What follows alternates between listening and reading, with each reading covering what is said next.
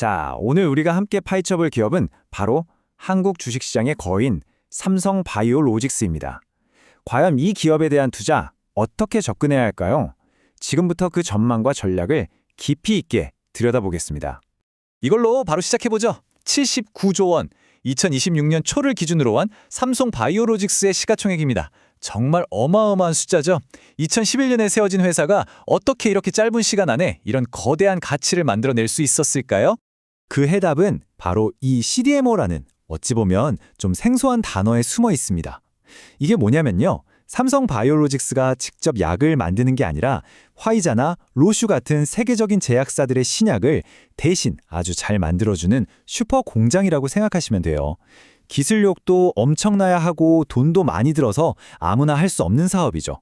그럼 먼저 투자자들이 이 기업에 왜 그렇게 열광하는지 그 이유부터 한번 살펴보겠습니다. 이 회사의 성장 스토리는 초격차 딱 이 한 단어로 요약이 가능합니다.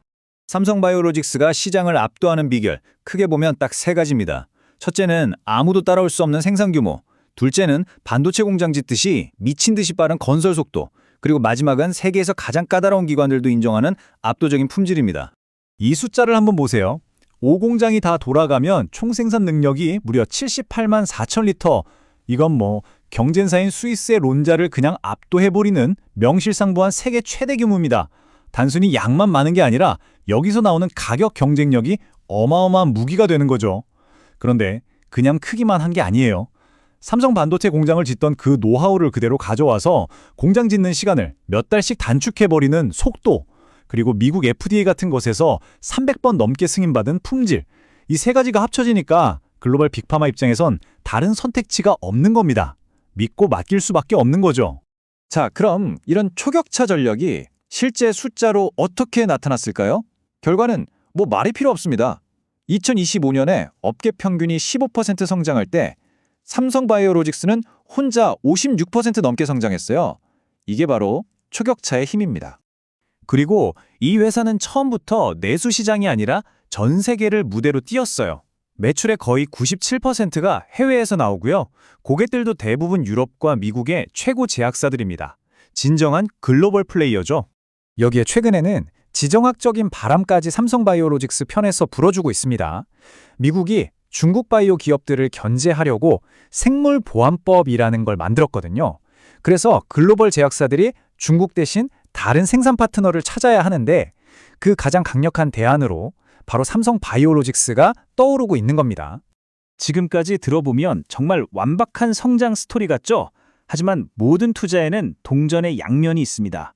이제 이 단단해 보이는 갑옷에 어떤 균열이 있는지, 즉 리스크는 무엇인지 냉정하게 한번 짚어보겠습니다.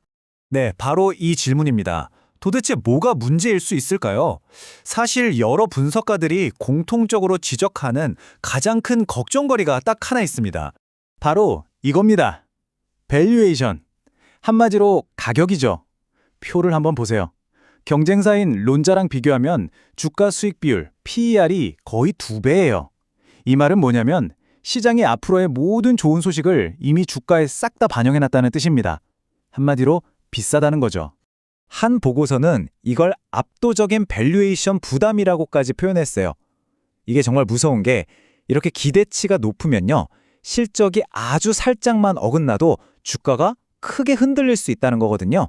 완벽함이 아니면 용납되지 않는 가격대라는 겁니다. 그리고 실제로 그 어긋날 가능성이 조금씩 보이고 있습니다. 회사 스스로가 내놓은 2026년 전망을 보면 성장률이 2025년에 거의 반토막 수준으로 둔화될 걸로 예상돼요. 물론 여전히 대단한 성장이지만 이 가속도가 꺾이고 있다는 건 분명한 위험 신호입니다. 이것 말고도 우리가 체크해야 할 리스크들이 몇 개 더 있어요. 예를 들면 원화 가치가 너무 오르면 달러로 돈을 버는 이 회사 수익성이 나빠질 수 있고요. 또 공장 유지 보수 때문에 잠시 생산이 줄어드는 기간도 있습니다. 장기적으로는 너도 나도 공장을 너무 많이 지어서 결국 다 같이 힘들어지는 승자의 저주에 빠질 위험도 무시할 순 없죠. 자, 이제 그림이 좀 그려지시나요? 강력한 성장 스토리와 그 뒤에 숨어있는 만만치 않은 리스크들. 이걸 다 고려했을 때 우리는 어떤 투자 전략을 세워야 할까요? 한 번에 정리해 볼게요.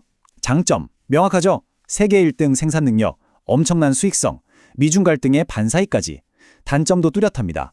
너무 비싼 주가, 꺾이기 시작한 성장세, 그리고 환율처럼 우리가 어떻게 할 수 없는 외부 변수들. 그런데 말이죠. 이런 리스크를 다 감안하고도 대부분의 분석은 매수 쪽으로 기웁니다. 하지만 그냥 사라는 게 아니에요. 아주 구체적인 조건과 전략이 따라 붙습니다. 핵심은 이거예요. 단기 시세 차익을 노리고 접근할 종목이 절대 아니라는 거. 이 회사의 장기적인 가치를 믿는다면 오히려 주가가 조정을 받을 때마다 겁내지 말고 조금씩 사모으는 분할 매수 전략이 유효하다는 겁니다. 왜냐?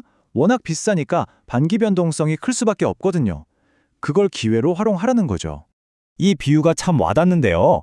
단기적인 주가 등락은 그냥 바다의 파도 같은 거고, 이 삼성바이오로직스라는 기업 자체는 글로벌 공급망 재편이라는 거대한 파도를 헤쳐나갈 가장 크고 튼튼한 배와 같다는 겁니다. 그래서 결국 이 질문이 남습니다. 삼성바이오로직스의 초격차는 계속해서 격차를 벌려나갈까요? 아니면 너무 앞서 나간 자의 숙명, 승자의 저주가 시작될까요? 앞으로 이 79조 원짜리 거인의 행보를 결정할 바로 그 질문입니다.